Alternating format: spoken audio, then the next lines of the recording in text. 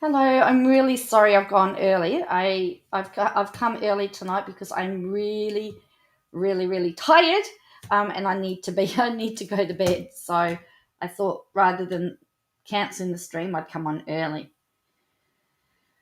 So I hope you're all doing well. As I said, I know it's really early, and hey Rufus, hey Bruce,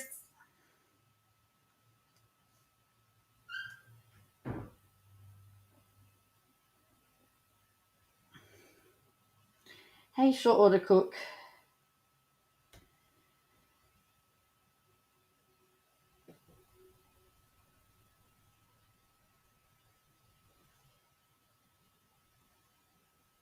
So, yeah, I hope you're all doing well. So, thank you for joining me. So, as I said, I'm pretty tired at the moment.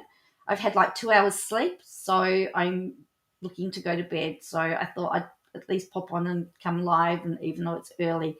So, I've got a bit to talk about. There's been some raucous today in federal parliament too, because the government has voted against investigating Christian Porter's blind trust. We're going to update on the missing girl, although they're still trying to find her. She's missing. You're on holidays, Rufus. We've got Icac stuff. Mike Baird is really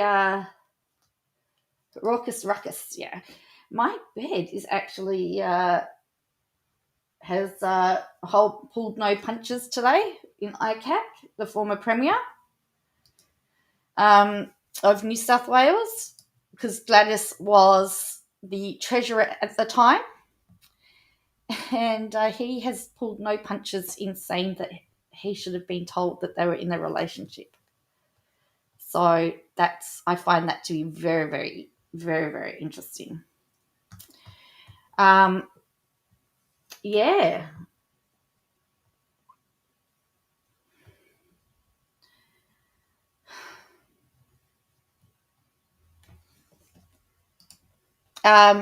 Novak Djokovic may not be coming back to Australia for the Australian Open because he won't talk about his immunisation status. So there's all sorts of stuff that's going on around the world. So we're going to get into it. So let's just start with Mr. Porter.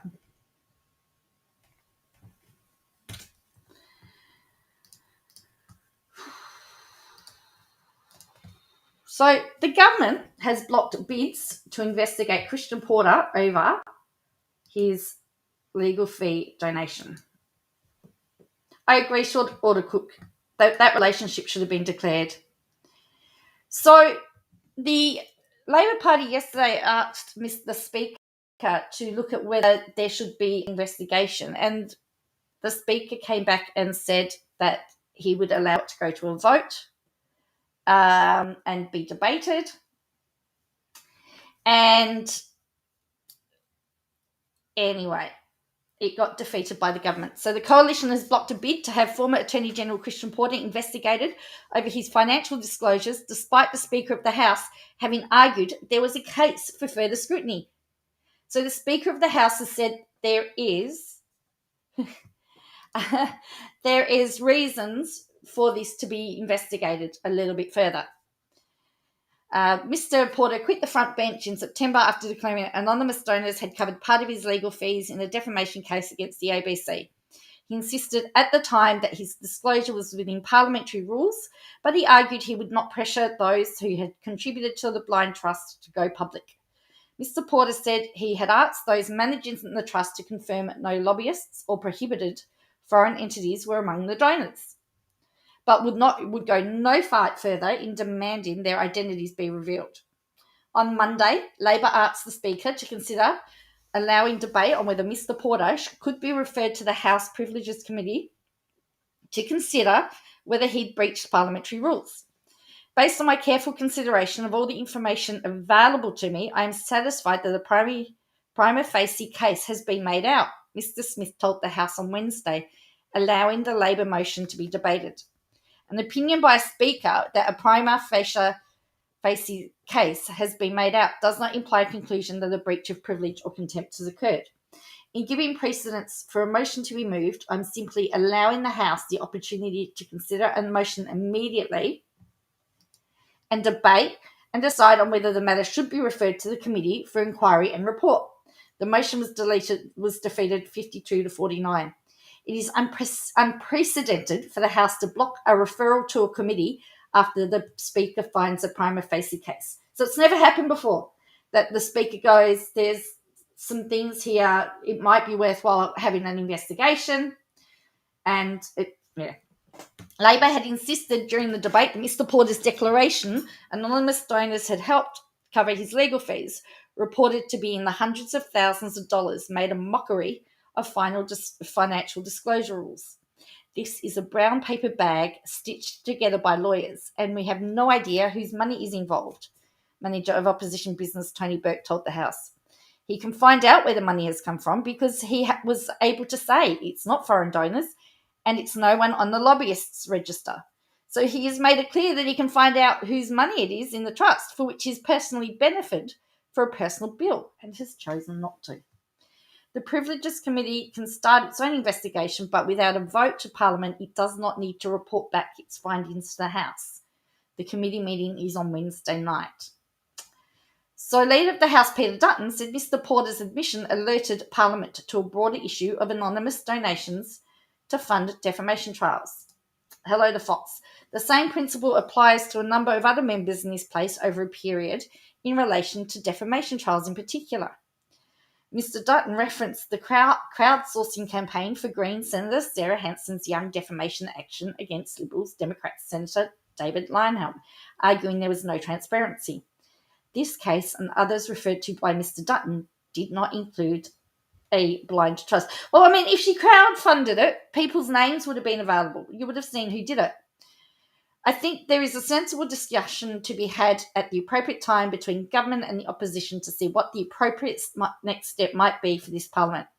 I think it's a workplace entitlement issue, and I think it's a broader discussion that should be had, and we are, as a government, prepared to have that discussion. So that was blocked in Parliament today. So they can take it, so they can do their own, the Privileges Committee can start their own investigation, but we may never know the result. I think that's right, Rufus. His behaviour shows how corrupt the whole thing is. Yeah. So, as I said, for those who have come in late, I'm actually really tired and I'm falling asleep. So I thought I'd pull the stream forwards, and I'm really sorry. I couldn't change the time in my stuff. So, all right. So let's have a look at.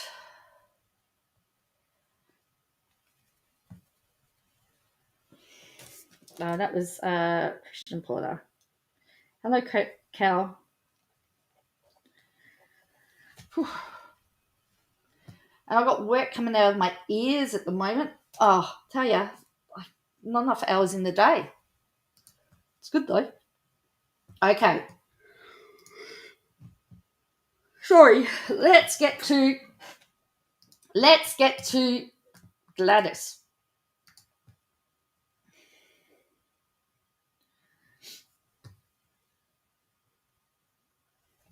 Mike Baird gave evidence today. The New South Wales new Premier, the fact that he's pregnant with his 7th child. Well, his wife's pregnant with their 7th child. So, yeah, baby number 7. Former Premier Mike Baird tells Icac Beara Jiglin should have disclosed a relationship with Daryl Maguire. So for those of you that don't know, this is former New South Wales Premier Mike Baird.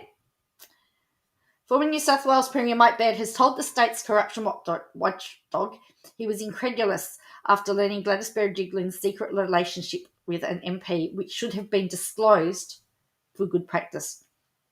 Mr. Baird was today called to give evidence before the Icac as he examines multi-million-dollar grants awarded to projects in the electorate of disgraced Wagga Wagga MP Daryl Maguire. It's considering whether Miss Berejiklian, who denies wrongdoing, breached public trust or turned a blind eye to alleged corrupt conduct in connection to the grants due to a conflict created by her undeclared relationship with the ex-MP. Mr. Baird said he first learned of the relationship when he heard Miss Berejiklian's evidence before a public Icac hearing a year ago. Incredulous, he said of his reaction. Certainly, I think it should have been disclosed. Mr. Baird said he should have been told about the relationship as Cabinet's Expenditure Review Committee considered a grant proposal of $5.5 million to the Australian Clay Tigers Association, strongly lobbied by for Mr. Maguire. At the time, Berejiklian was treasurer and chaired the committee. Whoopsies! Mr. Baird said the connection should have been declared in the concept of executing a public function. In the context of potential private interest, I think in terms of good practice, it should have been disclosed. Huh? Oh, this one. Birdie dropping Gladys in it like she's a tea bag. He said the situation could have been managed. If it had been known for some time, I think in terms of the decision-making process, certainly taking into account the capacity to actually manage the conflict of interest, you could have had the treasurer sort of at the meeting but not participating in the discussion. But it was revealed at the meeting, Miss Berejiklian should have been, but if it was revealed at the meeting, Miss Berejiklian should have been excluded, he said. The corruption watchdog earlier heard Miss Berejiklian put a funding proposal back on the agenda of a cabinet committee meeting after her then secret MP boyfriend, Daryl Maguire, fired up about it having been removed. Outside the Icac, Mr. Baird said he was devastated to be giving evidence about Miss Berejiklian. Gladys is a close personal friend, always has been, he said. I think she has the highest integrity and a real commitment to public service, public life, and public priorities. Mr. Baird said he wished Miss Berejiklian had declared her relationship. As I've given evidence, she didn't, and obviously I'm disappointed, but that doesn't change the way I feel. Nigel Blunden, the strategy director of Mr. Baird's office today, gave evidence where he recalled first hearing about the $5.5 million grant proposal for the Australian Clay Tiger Association in 2016. But his robust advice as of December that year was that the proposal should be delayed because of the questions around its urgency and an inadequate business case, he told the Icac. But written advice to Mr. Baird from Mr. Blunden, seen by the Icac, reported that the proposal had been taken off the agenda, but Daryl fired up and Gladys put it back on. When you say Daryl fired up, is that Daryl fired up to you, picked up the phone to you? Council Assistant Commissioner Scott Robertson said. I can't recall. Perhaps his displeasure was relayed to me, Mr. Blunden said. From my recollection, he expressed some concern that it wasn't on the agenda and it urgently needed to be on the agenda. Mr. Robertson followed up, to who? Mr. Blunden replied, I can't remember precisely who. The Icac heard Mr. Blunden's written recommendation was that the proposal should be opposed. Gladys and then Sports Minister Stuart Ayres want it, he wrote. No doubt they're done a sweetheart deal with Daryl, but this goes against all the principles of sound economic management. Asked what he meant by a sweetheart deal, Blunden told the Icac he meant no inference of anything improper. I can't recall exactly why I used the phrase, he said. In earlier written advice, Mr. Blunden had jokingly referred to the facility being named the Maguire International Shooting Centre of Excellence. He also wrote the proposal, as Joel Goodson famously said, sometimes you've got to say WTF, referencing the Tom Cruise character in the film Risky Business. The inquiry heard Mr. Blunden was included in emails in which colleagues advised Mr. Maguire had been pushing the barrow on the proposal, but Mr. Blunden said he didn't place any significance on the specific reference to the Wagga Wagga MP. Mr. Maguire had every right to advocate for funding for this, he said. It was a role of people like myself and the Premier's office and other advisors in other offices to ensure the appropriate scrutiny was placed on them. Under cross-examination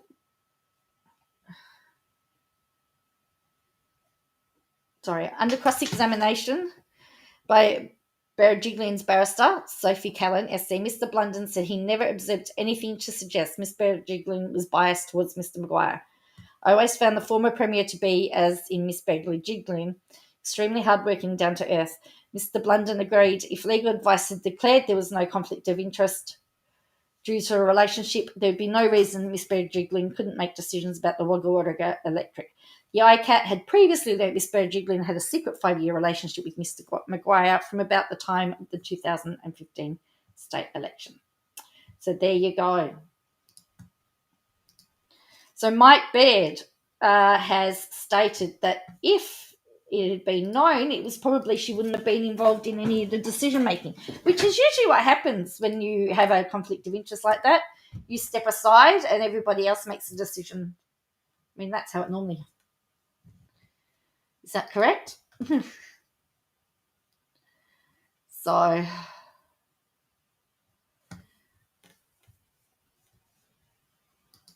it's, from what I can see so far, it's not looking good for her, really, is it?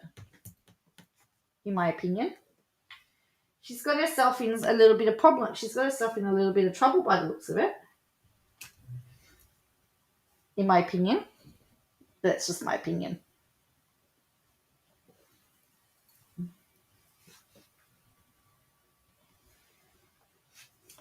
Anyway.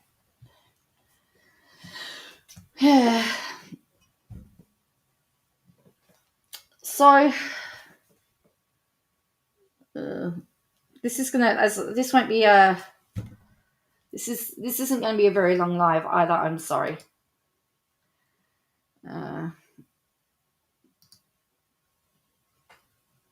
No, well, that's why she resigned. Yeah. So Novak Djokovic won't be able to enter Australia unless he's vaccinated. It's been stated.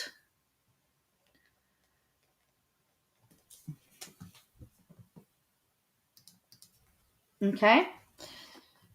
The immigration minister said. Now, Djokovic has not declared his vaccination status. He believes it's nobody's business.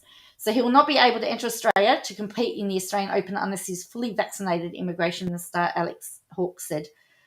Djokovic has been refusing to say if he's vaccinated or not, and on Tuesday he conceded that he did not know if he'd be making the journey to Australia. I will not reveal my status, whether I have been vaccinated or not. It's a private matter and an inappropriate inquiry. People go too far these days in taking the liberty to ask questions and judge a person. Whatever you say, yes, no, maybe, I'm thinking about it, they will take advantage. On Wednesday morning, Mr. Hawke said Australia's policy for incoming arrivals would apply to international athletes. Our health advice is that when we open the borders, everyone that comes to Australia has to be double vaccinated, Mr. Hawke said. Djokovic has won the Australian Open a record 9 times, including the last 3 times in a row. He's currently tied with Roger Federer and Rafael Nadal on 20 Grand Slam titles, and he's 1 away from becoming the most decorated male player of all time. On Tuesday, Djokovic suggested he'd like to play in Melbourne, but was waiting for more information on the regulations. Of course I want to go to Australia. Australia's my most successful Grand Slam tournament. I want to compete. I love this sport and I'm still motivated. My manager, who is in contact with the Australian Tennis Federation, tells me they are trying to improve the conditions for everyone, both for those who have been vaccinated and for those that have not. Victoria Premier Daniel Andrews earlier said it was unlikely unvaccinated athletes would be allowed into the country. I don't think an unvaccinated tennis player is going to get a visa to come into this country, he said on Tuesday. And if they did get a visa, they'd probably have to quarantine for a couple of weeks. So there you go. So if they did come, they'd have to quarantine. Wouldn't it be just easier to get the vaccine? Oh dear.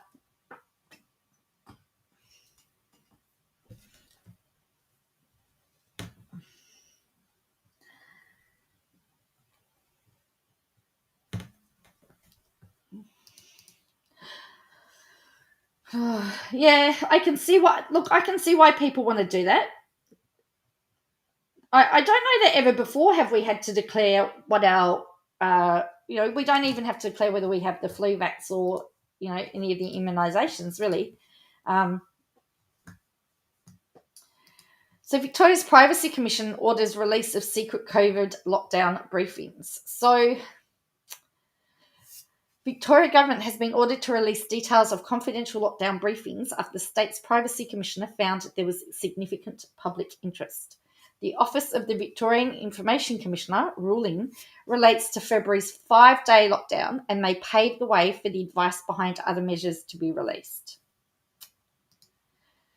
Public Access Deputy Commissioner Joanne Cochrane found a key document contained important information about the way the Victorian government responded to the COVID-19, including the rationale for public health orders. I consider there is significant public interest in providing members of the community the ability to participate in such processes and to hold governments to account for decisions it has made, the Deputy Commissioner said. The decision is a victory for the state opposition, which applied for the release of the documents under the Freedom of Information laws and has been calling for the health advice to be publicly released since the pandemic. The department rejected the FOI application, a decision partially overturned by the Commission. The agency's decision not to release 5 documents on the grounds of legal privilege was upheld by the Privacy Commissioner. However, 112 pages of 2 key briefings and their attachments were ordered to be released. So at the moment, Victoria is on 69.3% vaccinated. The department argued to the Privacy Commission that the disclosure of the documents would substantially and negatively impact relations between the Commonwealth and the state. It also argued the release of the documents could jeopardise the trust and confidence between public officials and a minister.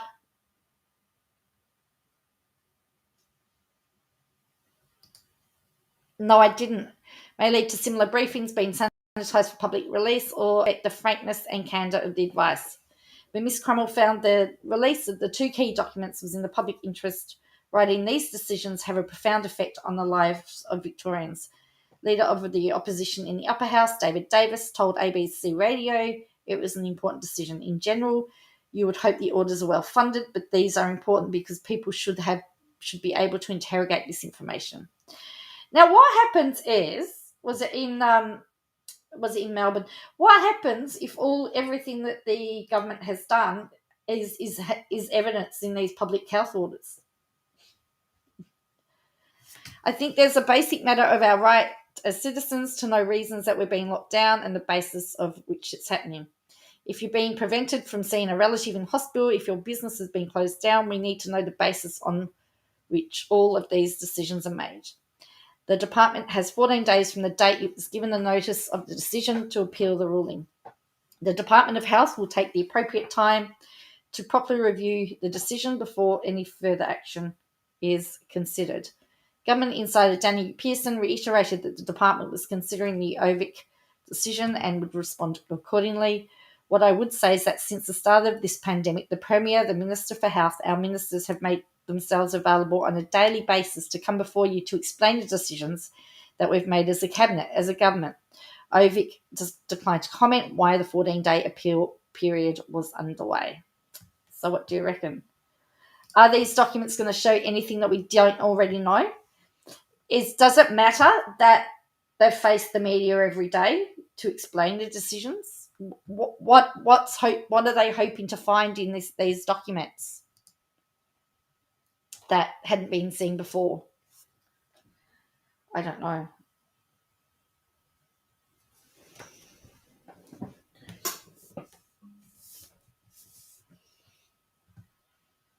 Oh, they're orders, not laws, yeah.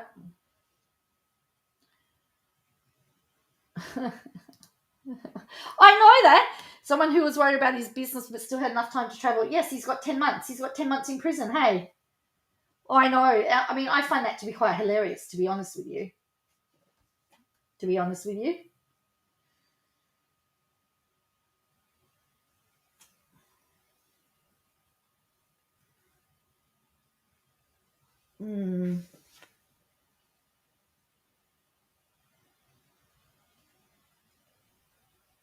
Yeah.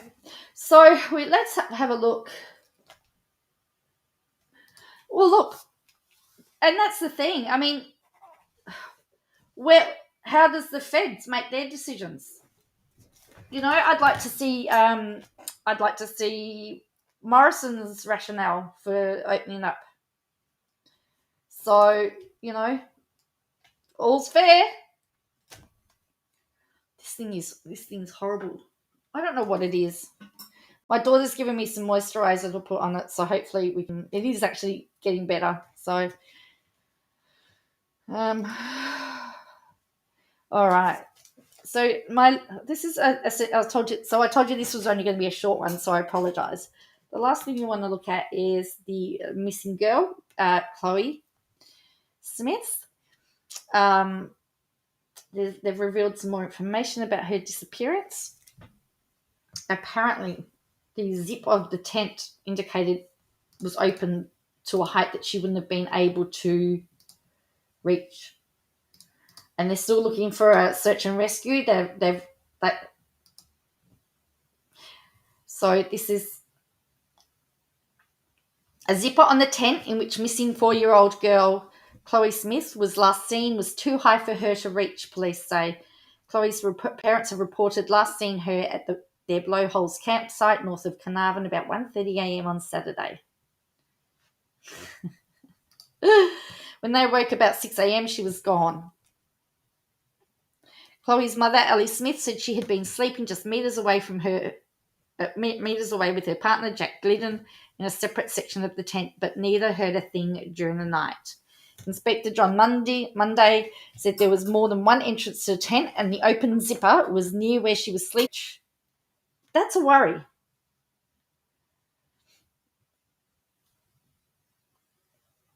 The tent certainly has multiple entries, he said. One of the major circumstances that has given us a cause for the alarm for Chloe's safety is the fact that one of the zippers, entryways, was open.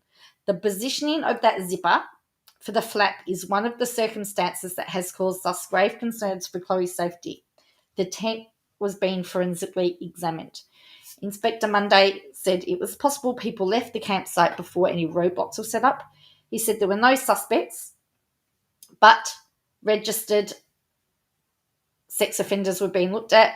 Certainly any registered sex offenders that have been identified as being around the Carnarvon area have been spoken to and are being dealt with by the investigative arm. Any registered sex offender that was in Carnarvon vicinity around here has been identified and spoken to. Inspector Monday said that there was nothing to make police think that the account given by Chloe's parents was anything but accurate and truthful. Inspector John Monday said that after the bad weather yesterday, the decision was made to look at the ocean again. The water out past the breaker is quite rough. After speaking to experts in Perth, we've done some drone work in relation to the marine environment. Earlier, police warned the search for Chloe was growing more urgent every hour. So the horses have come.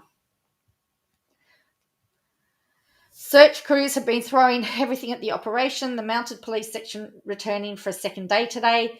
The horses were being used to scour some of the harder to reach dunes in the vicinity and navigate some of the near impenetrable vegetation that covers the rugged coastline. A fresh police pilot had also arrived and further drone searching would be conducted under clearer skies after a storm yesterday briefly suspended the search. The Australian Defence Force are also helping. I haven't seen that they had police dogs. During an emotional plea for information yesterday, Miss Smith said her daughter was not the type to wander off and that Cleo was afraid of the ocean. The couple now feared the 4-year-old was abducted. Investigators are also treating that as a strong possibility and were concerned she may not even be in the region anymore. Despite those concerns, Relief State Emergency Service volunteers had been drafted in to join the search around the campsite. A nationwide appeal had also been issued asking people to keep an eye out for Cleo, and anyone with information urged to come forward. In Carnarvon, posters with her pictures were plastered on every shop front and community, and it also made bumper stickers featuring her image.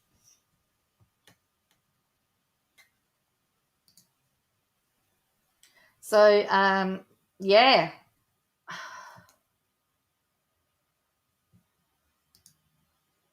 Oh, did they? They've got search dogs? So what's everyone's thinking? I mean,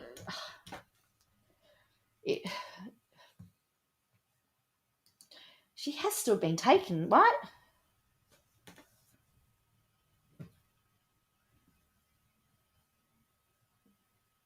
What do you reckon?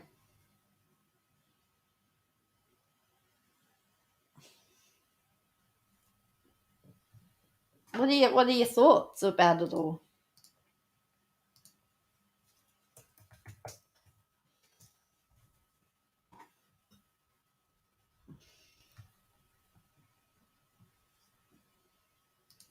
You hate to say it, yeah.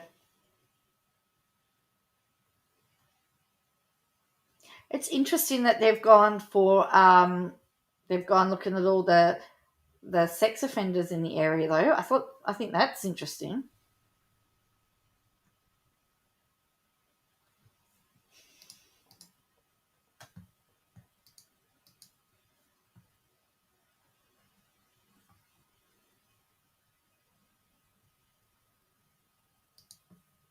Well, the fact that there is no clue, I think, is very, very, very,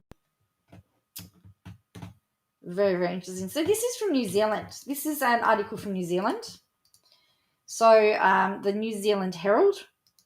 Also, Cleo Smith disappearance. Police rule out theory in search as speculation runs rampant.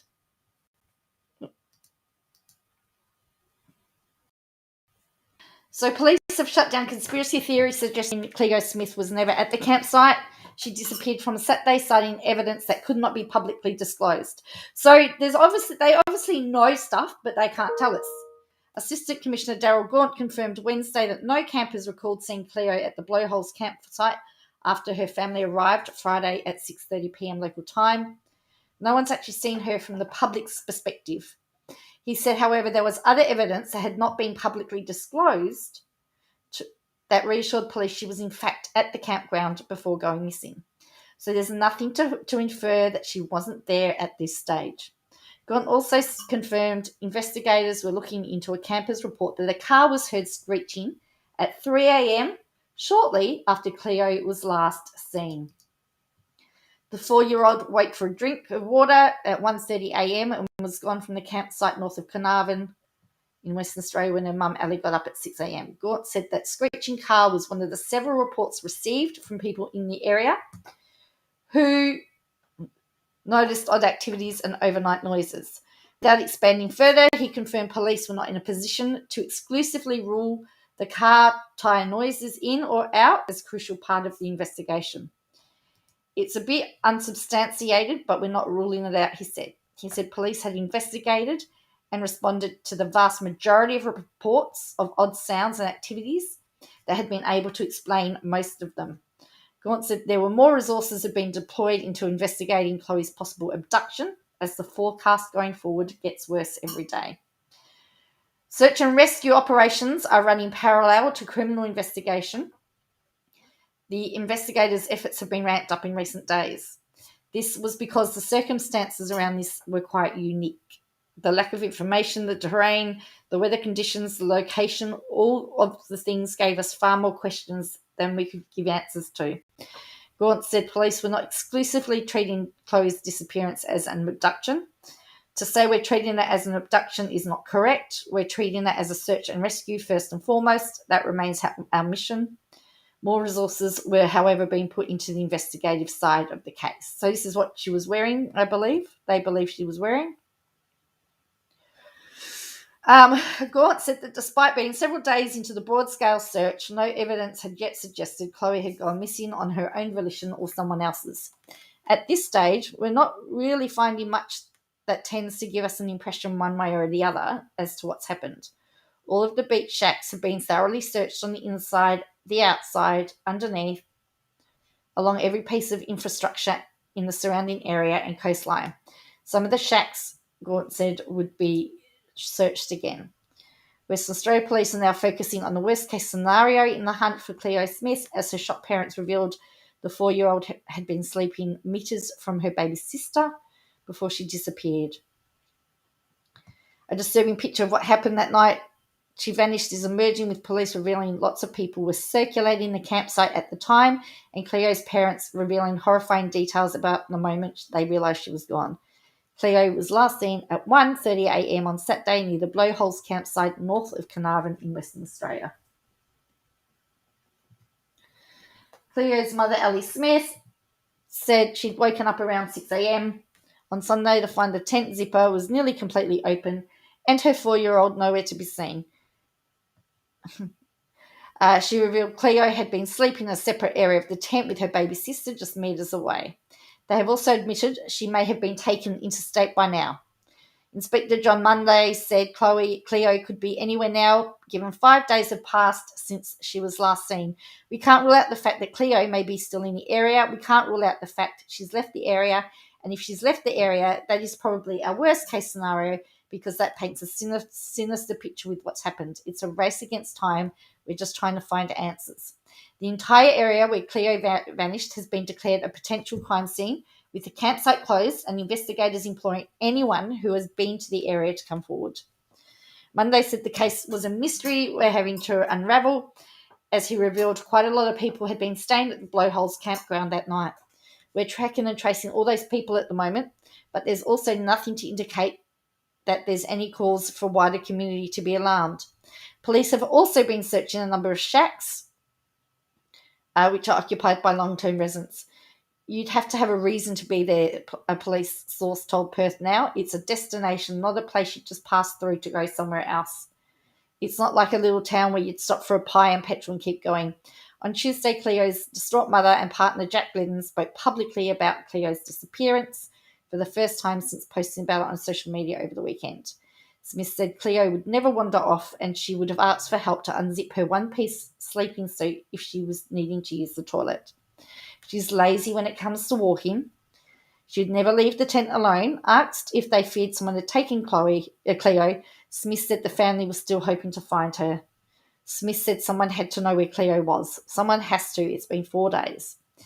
So Cleo was sleeping beside her younger sister, Isla, who was in the cot, while Smith and Glidden slept on a mattress in a room next to them. I checked on Isla and made sure Isla was okay. I got back to bed and that was it, really. Smith said we went back to sleep. I later woke up to Isla wanting a bottle. As we passed the divider, I went in the other room and the zipper was open. Cleo was gone and that was it for Saturday morning until everything started. Smith said Cleo's sleeping bag was also missing. The fact the sleeping bag's missing is also the fact the sleeping bag also was missing, I think also is cause for concern. So there's the sleeping bag. She was gone. The tent was completely open. It was about 30 centimetres from being open. I turned to Jake and said, Cleo's gone. We went looking, checking, making sure she wasn't around the tent. Then we got in the car, started driving around everywhere. Smith said she was familiar with the area. We literally grew up like 100 metres from where our tent was. And that was where we stayed the same age. We just looked everywhere and we went as kids and we couldn't find her. Then we realised we'd have to call the cops because she's not here. Smith described what was going on in her mind at the time. Where is she? She needs breakfast. What is she doing? Everything was going through my head. After an emotional during the interview, Smith described her ongoing anguish. We haven't slept. We've had so much family help us and support us, she said. Everyone asks us, what do you need? And we really need our little girl home. Smith said she did not know what happened to Cleo, but she wished she did. No idea. There's probably a million things that I've thought of. They're searching every angle that we probably have thought of. The worst part is we can't do anything more. It's out of our hands and we feel helpless and out of control. We just sit and watch the sand dunes and think she's going to run down it and back into our arms, but we're still waiting. So it says Smith, who works for a beauty salon, described her daughter as beautiful, delicate, funny, and the biggest heart. She also said Cleo loves makeup and collecting rocks. Every day she wants to wear a princess dress. She's so sweet. She's everything you'd want in a little girl. Although Cleo was terrified of the ocean, Smith said the family had bought Cleo's bike. She'd learn to ride without training wheels. Cleo was born 8 weeks early. She was premature and she's been strong from the day she was born.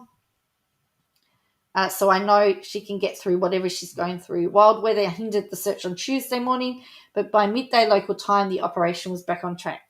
Mounted police joined the frantic search for Cleo, which has already included expert trackers, the state emergency service personnel, detectives from the major crime and homicide squads, volunteers, and a tourist helicopter business.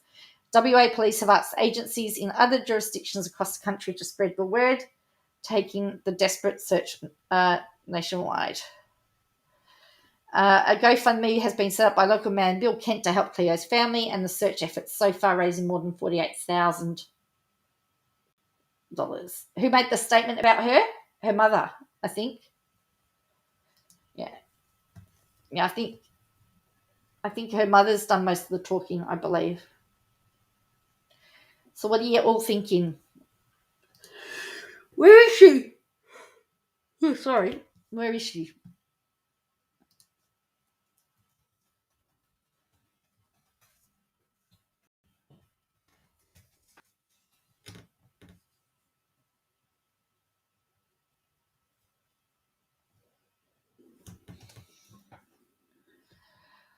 It's been nearly 5 days now. Someone must know where she is. You just don't want to think. You just don't want to think of the worst. I mean, she's a beautiful little girl. Beautiful little girl.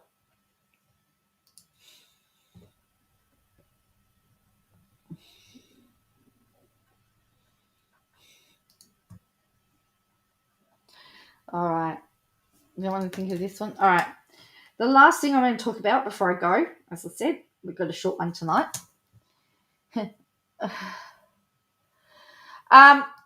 That had crossed my mind too, plan to create. That had crossed my mind. But that doesn't explain how the tent was open, though. Or doesn't explain how the tent was open and doesn't explain why there wasn't more. You know, why wasn't the other child taken? Why was it only the one child?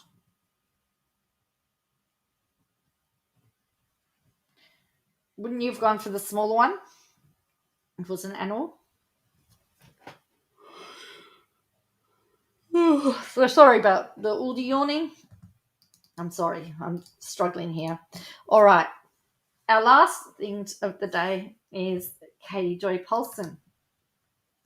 Contrary to popular belief, I won't go broke or be ended by someone filing a frivolous lawsuit. You all need to find a hobby. Well, Rufus, that was my question. Why that child? So today, Todd Chrisley did what's called a pocket serve. So in Minnesota, they don't have to be. Well, that's true. That's a good point. They don't have to be formally served. So she's got 20 days to respond before it actually hits the court file. So they actually have 20 days where they can actually try and settle out of court before it goes to court. So it's not officially registered on the court file yet. So Todd Chrisley has filed his lawsuit. So she says, I'm not going anywhere, so don't expect me to stop reporting. Someone says, OMG, another one. When do these people stop? Since when did it become cool to file a lawsuit? I swear this sounds like a PR stunt. It sure got that lady attention. And she says, it's fine. We aren't sweating it. The other ones have been dismissed. One is literally going nowhere. This one is going nowhere. Can't stop a queen from doing her thing. It's funny how she says the other one was being dismissed. The tardy one was settled. It was not dismissed. It was settled. It was settled. She had to do that apology. She did that fake apology, if you remember rightly, where she blamed Swanson. So if it was dismissed, why would she be? Why would she have had to have done an apology?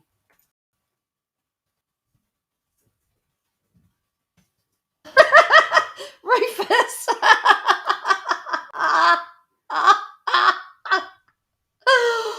Oh, dearie. Yeah, see you, Cal. I know you're not really into Katie Joy. That's fine. As I said, this is the last thing I'm covering. So someone says, so this is her Twitter page. So someone says, you need God. Well, not today anyway. And she did find God and Jesus. So someone says, Maybe you need to find another hobby because you keep getting sued. You need help, girl. Adderall and alcohol aren't a good look for you, just saying. So apparently she's not going anywhere.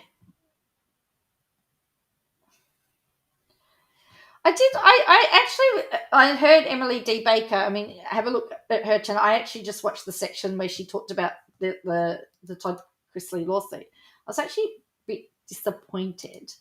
I thought that they would have gone for other stuff. They didn't mention that she had made accusations about his sexuality. To me,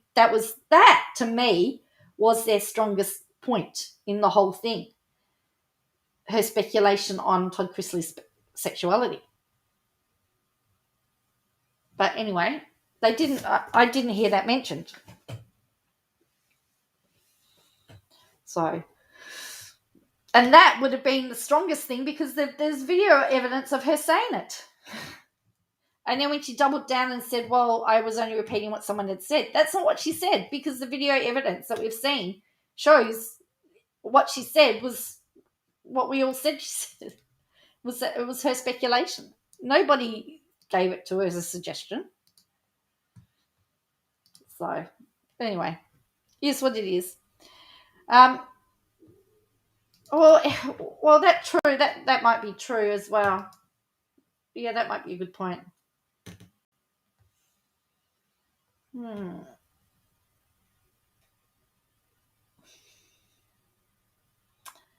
So, I mean that is a good point. So I hadn't thought about that.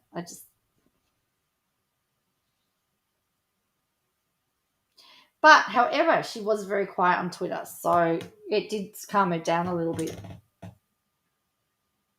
Statuettes of imitation. Statuettes of imitation.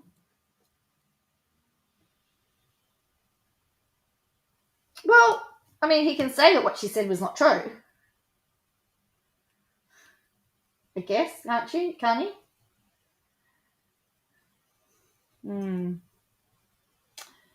So, anyway, so as I said, it was only going to be a short one, so I want to thank you all for joining me tonight. We've looked at Christian Porter, the blockage of the federal government from investigating his plighting trust. We've looked at Icac. We've looked at Novak Djokovic. Looks like he's not coming to Australian Open because he's not going to reveal his vaccination status. We've looked at the Victorian Privacy Commission, stating that some documents about lockdown have to be revealed. We've looked at Cleo Smith, her disappearance, and we've had a very brief chat about KJ. Well, see, that's the thing. If Lindsay said in a deposition she didn't tell KJ anything, so the other question I've got is that if KJ said that they went friends to 2019 and some of this stuff that 2020 and some of this stuff was from 2019, where did she get the information from? So it's going to be very interesting to see how this plays out, and I think it's going to go very messy. In my opinion, it's going to go messy because I can't see Todd Chrisley backing down. So, yeah. Well, one of them is lying. So if Lindsay's thrown KJ on the bus, is KJ? Well, see, we know KJ is prepared to throw anybody under the bus. So is she prepared to now throw Lindsay under the bus to protect herself? Is she now going to try and imply that Lindsay's lying?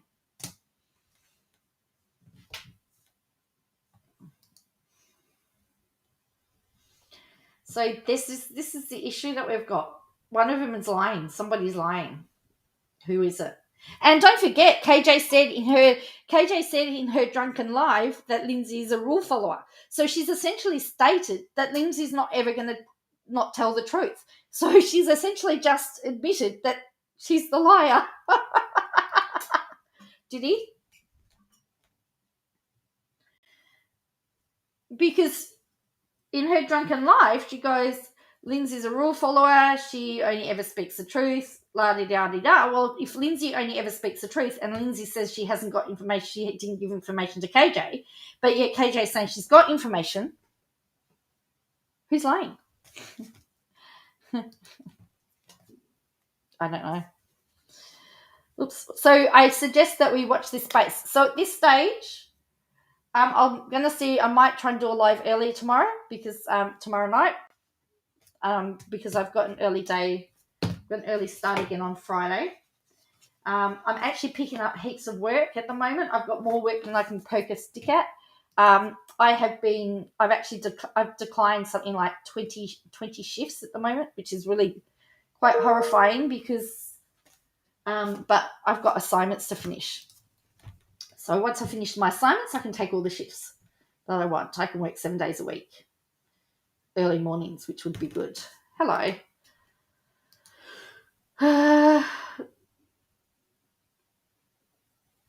Oh, okay. Is there the pocket service thing has me? It doesn't make any sense to me. But anyway, the other thing that's coming up, Friday. So on Friday, Christo's back in court for that one, for that matter, and we've got the mediation coming up as well. I think the mediation's next week.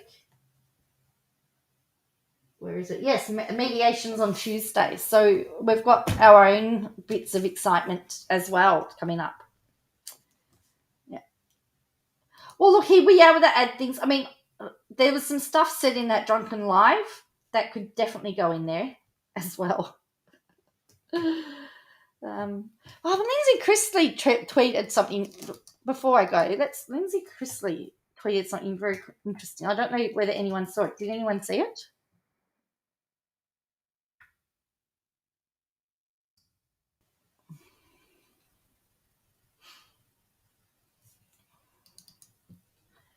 She says here, due to overwhelming number of comments and messages, despite all the commentary regarding me and potential involvement in any litigation, I am not suing or being sued by anyone. Any comment otherwise is mistaken.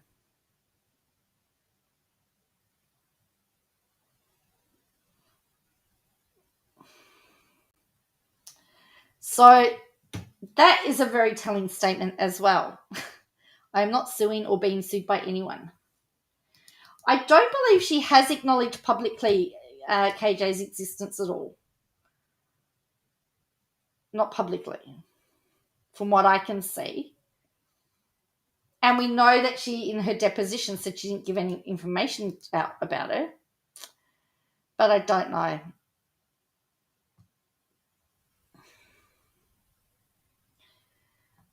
So I don't know how that's going to play out. But it's going to be very interesting. I think we're going to just have to watch this space because somebody's telling little porcupines. Yeah. I think someone's telling little porcupines, and I don't know who it is. Well, I suspect I know who it is. I think it's the way it was worded. It was definitely pointed at somebody, and I think we all know who that somebody is. Anyway, I need to head off to bed. As I said, I'm pretty. I've had only a couple of hours sleep today. So thank you for joining me. I apologise it's really short. I will put the timestamps up so you can start the stream at the part that you want to go. For all of my members and subscribers, thank you very much.